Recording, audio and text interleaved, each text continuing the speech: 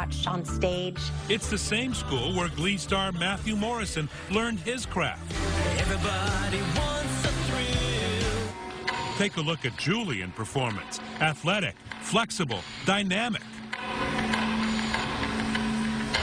Julie wasn't just artistic, she was smart. Sam was struggling. They met in anthropology class, so she volunteers to tutor him. Sam's parents, Steve and Raquel Hare, say Julie and Sam were good for each other. She looked up to him, and she was very good at tutoring him in anthropology, and he got an A in that class. And they're friends, right? And I said, Sam, is there anything going on with you and Julie? And he says, absolutely not, Dad. She's like my kid's sister.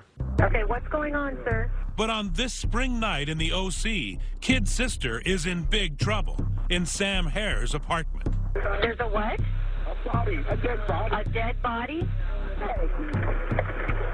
Are you sure, sir? I can think he's cold, man, I'm sure. Okay. She's cold. Julie's lifeless body is sprawled across the bed. That's Sam's dad, Steve, making the breathless 911 call. Sam was supposed to come to our house for the weekend. When Saturday came, we hadn't heard from Sam, and throughout the day, I was calling his phone. But his phone it was off, and Sam never turned his phone off. And I said, honey, I'm going to drive on down to Sam's to make sure everything is okay. And I had the key to his apartment. I walked in, and everything was neat, everything was clean. I looked around, I called Sam, nobody. It's okay. It's your son's apartment? Yes. He's in the bedroom. He's like there's just some sexual activity. She's dead. There's blood on her head. I knew she was dead, but I could see, unfortunately, I hate to say it, the clothes were ripped off. Does your son know who it is? He's not here. Jesus, honey. You walk into his apartment. Correct. And there's a dead woman there. Correct. What's going through your mind? The initial thought is, what happened? Sam, what happened? What did you do? But Sam, who outwitted and survived the Taliban in Afghanistan, was not around to answer. He was suddenly, unexpectedly off the grid. The motive for the murder is still not known. Samuel Hurd hasn't been seen. Police have issued an all-points bulletin for Sam Hare, a combat veteran suffering from flashback nightmares. PTSD is very much in the back of our minds. So you knew he knew how to use a weapon? Correct. And that's why the armed and dangerous comes in, where he's missing and there's a possibility that he has weapons with him. So everything that you heard about him pointed to Sam as being the guy? There's absolutely no way that it was not Sam.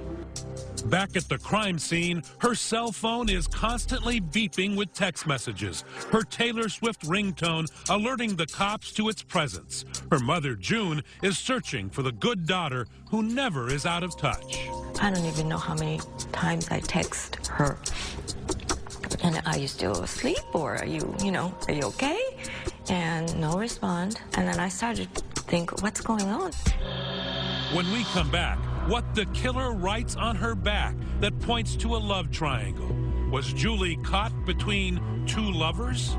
Obviously, there's a dead woman in my son's apartment, and he's missing. I get it. All the suspicions are going to be on him. Stay with us.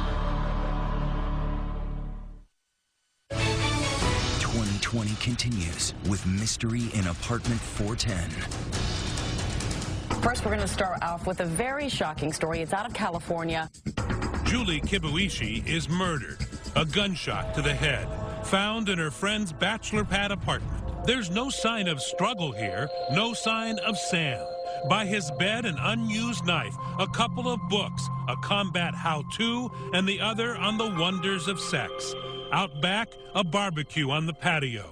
Everything neat and in its place. And on the counter, a wedding invitation for Sam's downstairs neighbors, his good friends, actors Dan Wozniak and Rachel Buffett. Now, Costa Mesa police have released a photo and vehicle description hoping to locate a 26-year-old man suspected of killing.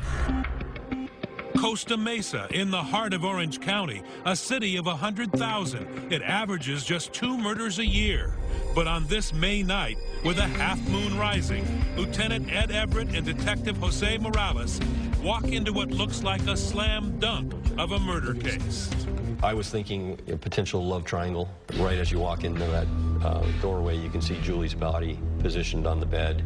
And what was the condition of her body? She had one gunshot wound, kind of top center of the head, She was wearing a tiara. A tiara. When Julie is murdered, she's wearing a crown. Her last night began as one of the happiest in her life. She had a dinner date with her big brother Taka to help plan his wedding. Her mother June remembers her practically bouncing out the door. His fiancé asked her to become a bridesmaid. She gave her the tiara. That was pretty special for her too, right? Yes. She didn't take it off. It was getting late, close to midnight, but Sam is desperately texting her, messages that were still on her phone when police found it in her purse in Sam's apartment. The text messages were very important. Sam texts he is out helping his downstairs neighbor Dan Wozniak, the actor buddy, short on funds, getting married and freaking out over how he'll pay for his wedding. Helping Dan, then headed to Folks for weekend. But less than 2 hours later, Sam seems suddenly in distress, texting Julie, "Can you come over tonight at midnight alone?" Very upset. Need to talk. Then, "Jesus, I really just want to talk. I need someone I trust." Julie responds, "I'm here for you like family." And those were not the only messages on the night she was murdered. Police discover another more vile text. This one handwritten by the killer on Julie's body. There was a message written on the back of her sweater. And as cleaned up as you can, what was the message? It was, "F you, all yours." The working police theory? We looked at the phone and thought, okay, maybe he's drinking, using drugs, and there was an incident, and he just snapped and, sexually assaulted her and wound up killing her and then fled. Now, they just have to find Sam. Police say the 26-year-old has disappeared. Neighbors say his bicycle sits outside his apartment, but his vehicle is gone. His passport was missing. His car was missing. Orange County Senior Deputy District Attorney Matt Murphy is supervising the case from the first call and says there is little mystery here. I'm looking at everything going, come on, guys, this is obvious. You're going to find Sam. He's going to be our killer. The final clue for police and Murphy, a big red flag. Sam Hare, the war hero's background check. He's been in big trouble before. He was arrested for murder. He was tried for murder. A murder charge points to Sam. Squarely. Absolutely. It points with a neon sign. Turns out Sam had been accused as a young man of luring a friend to a parking lot where he was killed by gang members. The charges didn't stick. He was acquitted. But if you're a cop investigating a murder... We thought, okay, if he has this, he's predisposed and maybe he did it again. 2 days after Julie's body is found, the big break. When the banks open Monday, Sam Hare is leaving a digital trail, and his father, Steve, who is convinced his son could not be the murderer, There's no way is conducting his own parallel investigation. Now, 11:59, 12:05. Not looking for a killer, just looking for his son. The Hares believe Sam may be a victim himself. This is your investigative box. This is pretty much the investigative box. Steve shares a bank account with Sam where his son saved $62,000 in combat pay. He's first to notice his son may have disappeared, but his debit card is not too far away. I went on the computer and I saw there was activity. So I assumed Sam or somebody was using it in Long Beach. That's just 20 miles away, and when he gets to the bank, hanging around fruitlessly at the ATM for hours, Steve sees a bank alert. His son's card is being repeatedly used at another Long Beach location, Echo's Pizza. So I went there, I went to the pizza place, checked around looking for Sam's car. Sat there for an hour. No luck, but the cops now have the same information, and they have the edge on Steve because they have access to those little cameras above the ATM machines. The bank sent us these videos. It was a day or two later, and then we were surprised to go, okay, who's this kid? It's not Sam. His parents don't know who it is. Nobody knows who this guy is. A pizza-loving, baseball cap-wearing stranger is draining Sam's bank account. An accomplice? A kidnapper? A killer? Stay with us. Once again, mystery in apartment 410 as 2020 continues. The digital trail is suddenly white hot. The suspect in Julie's murder, Sam Hare, may be in police sights. Sam's debit card is showing up in Long Beach, 4 ATM withdrawals and 2 pizza deliveries. But at the end of the trail, a mystery man, or more accurately, a mystery boy. We were surprised to go, okay, who's this kid?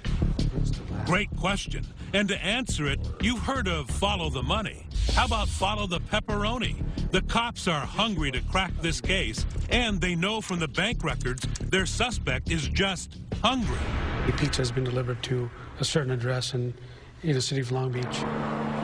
A police copter overhead, undercover cops watching the pizza house. Police think, finally, they may have found Sam Hare's hideout. When I hear this helicopter circling, I'm like, what's going on? Recognize him? You've already seen this kid. His name, Wesley Freilich, the baseball cap teen in those pictures taken at the ATM. The 16-year-old skateboarder now at the center of a full-on SWAT team helicopter hovering raid looking for a murderer. At his mom's house, where he and a few friends are, you guessed it, half into a large pepperoni pie. I open the door, and that's when they say, don't move. Sir, come here immediately. Get on the ground. Wesley was trying to be a tough guy in front of his friends. As we explained the gravity of the situation, that a murder was involved in this case, he had to change his demeanor, started crying. I'm myself.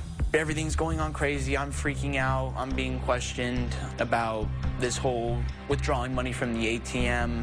Police quickly figure Wes is not the murderer. But where is Sam?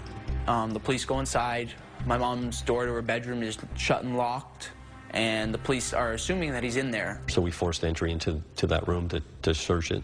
Sam is not there, but his missing ATM card is. Time for young Wesley to answer a few questions. And I immediately told them everything. I said, this is what happened. Turns out the ATM runs for Sam's cash were not Wes's idea. He had a trusted friend, an older guy his mom, Lori, met in community theater. Oh, he's a cool kind of cat that I would like to groove with. That cool cat is none other than Dan Wozniak. Remember him? He's Sam's broke downstairs neighbor. They hang out together at the apartment jacuzzi, and now Dan is about to be married.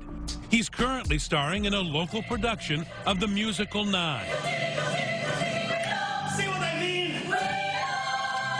Wes tells the authorities Dan gave him Sam's ATM card and PIN number and fed him a story about using that card to collect money Sam Hare owed him.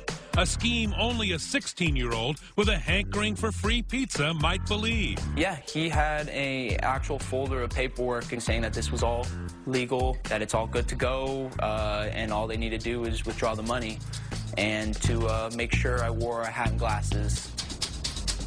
So Wes and Dan drive from Mom's house around the corner and down the block to the Chase ATM. Where is he parked? He's parked over there in that parking lot. So he can see what you're doing? Yes. Well, the cameras aren't seeing him, but the cameras are seeing me. He rolls over to the ATM on his skateboard. But at the machine, young Wes has a little trouble. Yeah, I skate across and come here. I put the card in, gave me the PIN. Back at the car, Wes says Dan is jumpy. The first reaction actually was, why'd I take so long? And I told him my first time using an ATM, so I don't know what I'm doing. He knew enough to withdraw $400 and over the next few days, similar amounts that he turned over to Dan Wozniak, who had rapidly become a suspect in the disappearance of Sam Hare, and a person of interest who may know how Julie Kibuishi died. So at that point, it's time to bring Dan in. Yes, it is. I had Detective Morales call Daniel using a ruse of, hey, we need you to come down. And Dan said he wasn't available. He was at his bachelor party. The Hares and the Kibuishis are waiting for answers, but Dan is busy, and he blows off the cops. These families, they're experiencing the worst grief that a family could experience. At that moment, Daniel Wozniak's on his way to his bachelor party. He won't come to them, so they go to him. Dan Wozniak was there with a couple of his friends, and immediately when he saw me, you could see the blood drain from his face. He turned pale and immediately looked down. He says, I'm going to tell you everything. I'm sick of covering for Sam. I'm sick of covering for him. I'm going to tell you everything. Are Sam and Dan in cahoots? Where is Sam? One thing we know, there will be no celebration on this night for Dan Wozniak. He's under arrest and headed to the interrogation room. And so are we. How was your life in danger? He threatened it. All of a sudden, the pieces start coming together, and it is beyond diabolical. You just told us you saw 2 bullet wounds. You were standing over. No. Stay with us. 2020 continues with Mystery in Apartment 410. A murder case with a Shakespearean twist. I am lusting for more. Should I settle for less? The affable baritone who sang musicals by day is in handcuffs tonight. The OC Community Theater crowd just loved it. And here you are acting together, huh? You and Dan? This is our... Wes's mom, Lori Freilich, often performed with Dan Wozniak. He was just such a fun guy. He was fun. He was a good actor. The man who, in between acts, was planning his wedding and apparently draining his buddy Sam's bank account to do it. Did he have money problems? Always had money problems.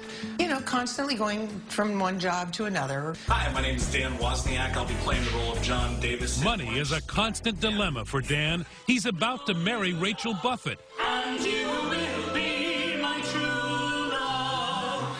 Here she is as his co-star in that musical 9. Dan had no full-time job, and now he is in full-blown crisis, needing to finance his wedding and honeymoon. Just as police are picking him up from his bachelor party and taking him to this interrogation room. Daniel was sitting here in this chair. It is to be a long night of questioning about how he came to possess and then manipulate a naive teenager to use Sam Hare's ATM card. And while we're at it, where is Sam? I don't know.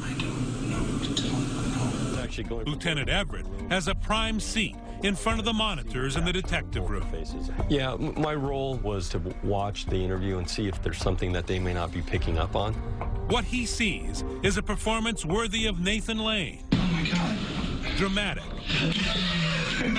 Sometimes even over the top. I don't know. I'm sorry. I don't know what else you want me to say. But first, a little staged mea culpa. He admits he talked young Wes into being the stooge at the ATM. He asked if it was illegal. I said, no, don't worry. That was a lie. It's here. The interrogators aren't doing much interrogating at this point. They're just sitting back and watching the performance as the actor, working without a script, desperately looks for an ending. He tells the cops on the night of Julie's murder his play went well. And afterwards, he and his fiancée, Rachel, celebrated. I took a shower. We had sex. But the morning after Julie is killed, the plot thickens. According to Dan's story to police, there's a knock at his door. Opened the door, it was Sam. I'm like, hey, man, what's going on? Everything good? He's like, not good. I did something bad. Like, what did you do? It's like, there's a dead body in my apartment. I shot somebody. It was a fit of rage. That's Dan's first story. He knows about Julie's murder, helped Sam escape, but had no hands-on role. The cops are not buying it. Tell us the truth. You're not that good of an actor. This is your chance to clear the air. Zing! The screws, as cops were called in the old black and white movies, are done just listening. Now they're tightening. I guess what, to eliminate you? It's in your best interest. Yes, most definitely, sir. So basically, just open your mouth for me. Thinking fast, Dan invents an excuse that would cover his DNA being at the murder scene. Now, I was in Sam's apartment Friday afternoon. Okay. Then, this actor without a script moves to Act 2, a second version of that night. But he loses his cool and makes a critical mistake. The cops hear it. See if you do. Yes, I saw the body. Is that what you want to hear? No, we want to hear the truth. That is the truth. Okay. How did your DNA get on her? Because I was right. Part of the body. DNA doesn't just fall off. I don't know. Okay. I didn't touch her. I didn't do anything. What did you see? Saw 2 gunshots in her head. Why did the 2 bullet holes bother you so much, that he knew that there were 2 bullet holes? Because when we were in the apartment and we all looked in, it was only one visible to our eyes. And then when he had mentioned he saw 2 gunshot wounds, I said, well, he was there when she was shot. He must have seen or done the actual 2 shots. Right. He was there when she was killed. Cue the gotcha music. Dan Wozniak has a lot of explaining to do now. You just told us you saw 2 bullet wounds. You were standing over. No. Whoa, stop. Exactly what you said, Dan. You can't even keep your lies straight. His story kept changing. I think he thought that his acting ability was going to carry him through this performance, so to speak, and it wasn't doing it. Detectives send Wozniak back to his cell. With the gravity of the situation sinking in, he asks to call his fiancée, Rachel. Hello? Hi, baby. It's a call that will finally bring down the curtain on Dan's one-man show. I need to make a phone call to the detective now. Why? Why? Because Rachel has found out that Dan's brother Tim is carrying incriminating evidence. He had the murder weapon, and at some point, Tim says, hey, I got to get rid of this. Daniel's been arrested. Rachel tells Dan she's going to the cops. I need to call him and let him know before they catch me on this recording device because it looks like I'm not trying to tell him right away. Then I'm doomed. Do you know that Tim had some evidence? Yeah. Oh, God. Oh, God. Oh, God. Okay. Well, this is ridiculous, and I have to go tell the detectives the truth. No, baby, Tim did speak up. Only to me so far, and it was in passing. I said, I'm going to the police station right now. Danny's been arrested. He started freaking out. No, don't. That can't be found. No, babe, I'm going to do it without the trunk. Listen to me. No. What? Trust me, please. You realize they're recording this phone conversation anyways. You're being an absolute ass to try and lie again. And that's when he decides to let the jailer know, hey, I need to speak to the detectives. Up next, the final act. Do you want to talk to us, yes or no? Yes. Okay. The chilling truth about Sam Hare, the war hero, from the voice of the man who knows where he is. It's borderline fun. Is that what you want to hear? Stay with us. Once again, mystery in apartment 410 as 2020 continues. Sunset at Eisenhower Beach along Southern California's Riviera coast. Doesn't get much better than this. It's where community theater actors Dan Wozniak and Rachel Buffett plan to marry and then honeymoon aboard a cruise ship right after their musical 9 closes in a couple of days. But there's been a hiccup in their matrimonial machinations.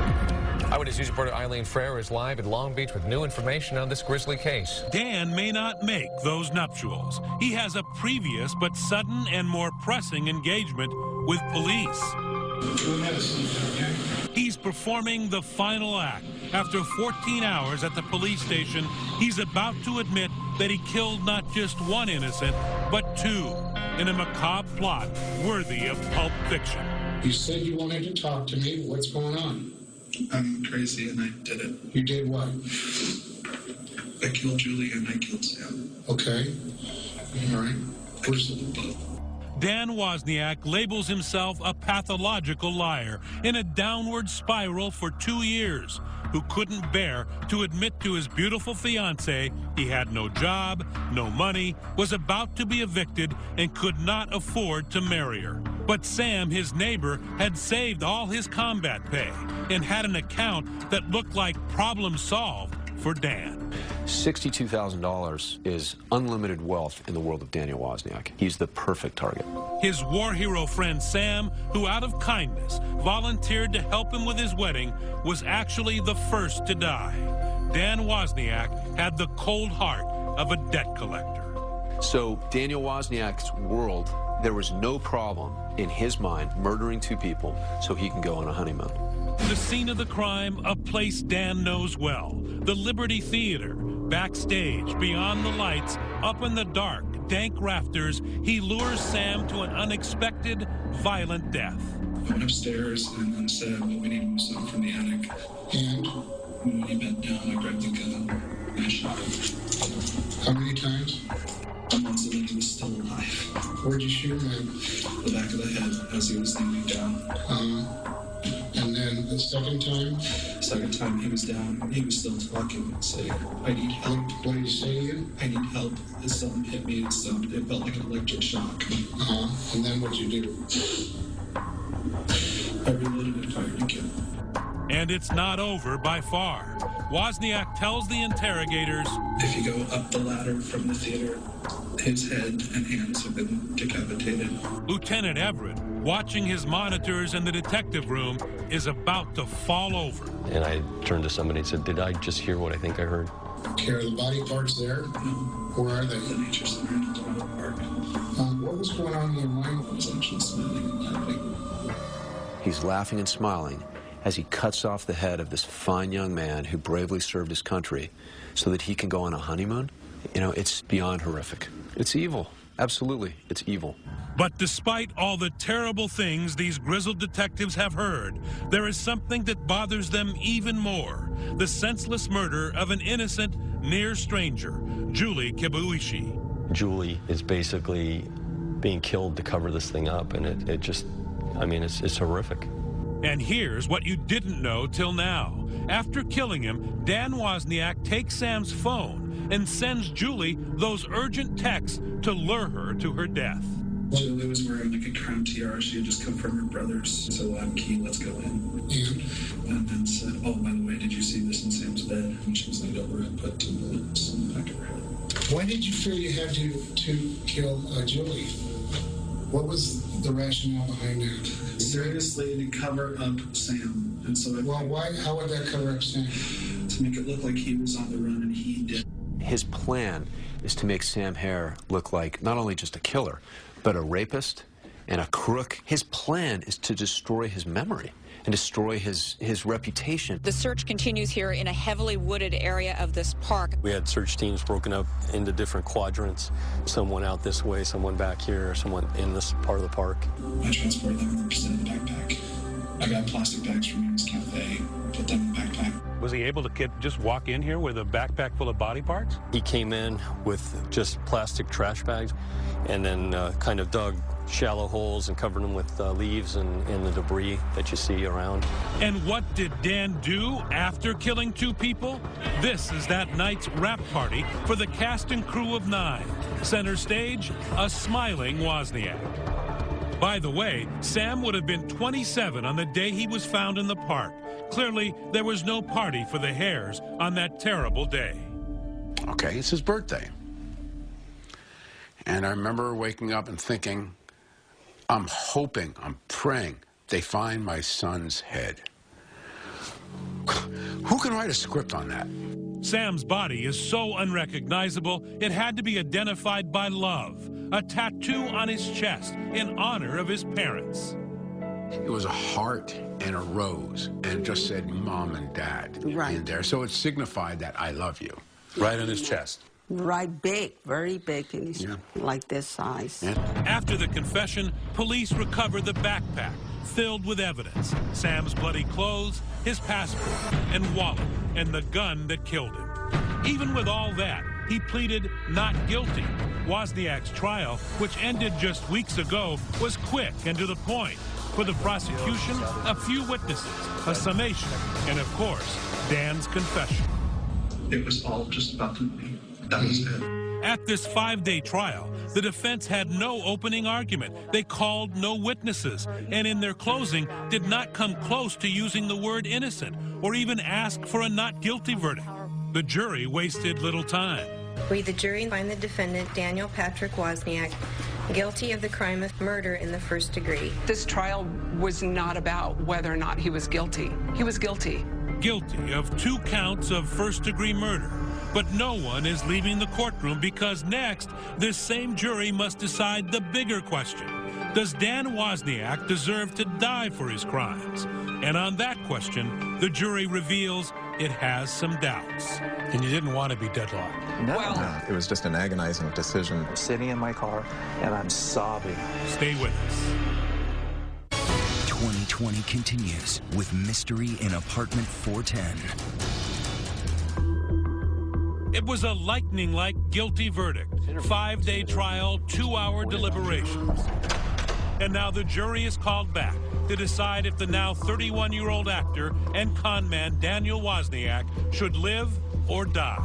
Jury foreperson Jenny Wong. This entire proceedings was going to be what's going to happen, what's the penalty. Prosecutor Matt Murphy challenges the jury to honor Sam Hare and Julie Kibuishi and punish the man who not only killed them, but desecrated them. Danny Wozniak treated him like trash. He treated Julie like trash. So the question that I ask you to answer in your verdicts, are they? Daniel Wozniak's defense is that he is not the worst of the worst, that he is helping fellow prisoners now and deserves to live, to reform. Defense attorney Scott Sanders. He has it in him, and he's going to make a difference. Is that a mitigating factor to you that warrants life? I hope so. Back in the jury room, the vote for death is split. It's very different when you are the one sitting there almost literally pulling the trigger. The initial vote, 10-2, death. But when the jury's thoughts turn to the surviving families, the doubt melts away. Steve Hare, the rage, the anger that he had on that stand during the penalty phase, that was just overwhelming. When they showed the photograph of the funeral for Sam. His life was real to you. Absolutely. Mrs. Kibuishi, you know, when she's talking about her daughter being a dancer, I'm thinking about my daughters. The next thing I remember, I'm sitting in my car and I'm sobbing over that testimony. If there is a time for a death penalty, this was probably it. It was not only beyond reasonable doubt, it was beyond any doubt at all. The final vote came quickly, in just over an hour. One of the shortest death penalty deliberations on record. The family says justice was served 12-0. We, the jury, determined that the penalty to be imposed upon defendant Daniel Patrick Wozniak to be death. I just have voted to put a man to death. And this is a really sobering moment and one I'm going to live with the rest of my life. And down in my gut, I said, can I live with this? And I said, yes. And afterwards, there is more relief than joy. It was so long overdue. But I can start healing. It's time. You know, we feel like one closure to our nightmare chapter.